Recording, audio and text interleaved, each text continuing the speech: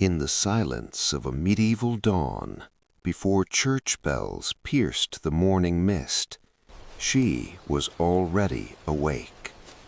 Not a queen, not a saint, not a legend, just a woman. In a small village somewhere in Europe during the 13th century, life was fragile, uncertain, and ruled by forces no one fully understood. Disease came without warning, crops failed without reason, storms destroyed what little people had. And when fear needed a name, it often found a woman. This is not the story of spells and fantasy. This is the story of survival. This is the story of a woman who would one day be called a witch. She was likely born into poverty. Her childhood would not have been marked by books or formal education, but by observation. She learned from her mother, from older women, from the land. She learned which plants soothed fever, which herbs calmed childbirth pain, which roots could stop bleeding. Knowledge passed quietly from one generation to another. In a world without doctors, these women became the healers of their communities. They mixed remedies, delivered babies, sat beside the dying. But knowledge, especially knowledge held by women, has always made powerful institutions uncomfortable.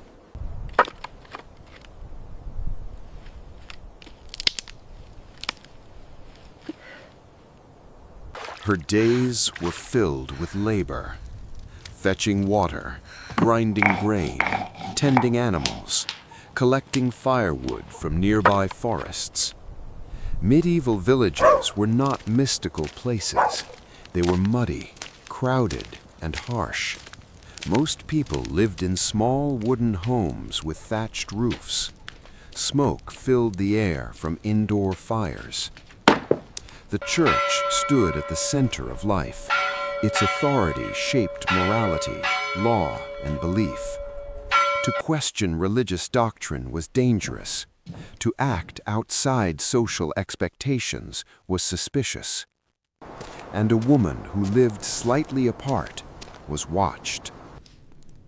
The Middle Ages were deeply spiritual and deeply fearful. People believed illness could be punishment from God. Storms could be divine anger. Misfortune could be the work of the devil. By the late medieval period, theological ideas about heresy and diabolical influence began to merge with local folklore. The concept of the witch slowly formed, not as a fairy tale figure, but as a perceived threat to Christian order. And often the accused were women who were widowed, isolated, outspoken, or simply different. Accusations rarely began with drama. They began with whispers. A cow died unexpectedly. A child fell ill. A harvest failed. Someone remembered a disagreement. Someone recalled an argument. Fear seeks patterns, and communities under pressure seek scapegoats. Once suspicion began, it was almost impossible to erase. And a woman known for herbs, independence, or solitude could suddenly become dangerous in the eyes of her neighbors. Formal witch trials intensified later, particularly between the 15th and 17th centuries. But fear and persecution existed long before that. Interrogations were brutal. Confessions were often forced. Under torture, people said what they believed their captors wanted to hear. They confessed to impossible acts. to flying at night, to meeting the devil, to casting curses. The more fantastical the confession, the more it confirmed existing fears. Truth no longer mattered.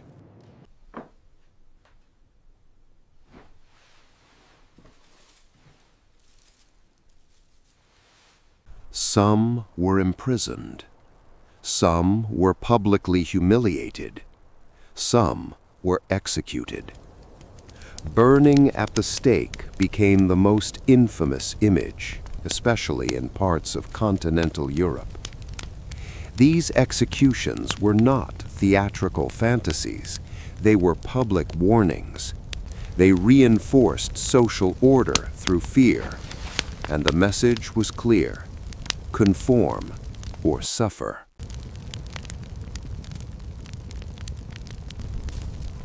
Today, the word witch often carries fantasy, empowerment, or symbolism. But in medieval Europe, it carried danger. The so-called witches were not supernatural beings. They were midwives, healers, widows, outsiders. Women navigating a world that offered them little protection and even less power. Their stories remind us how fear can reshape truth, how authority can weaponize belief, and how easily society can turn against its own. This was not magic. This was history.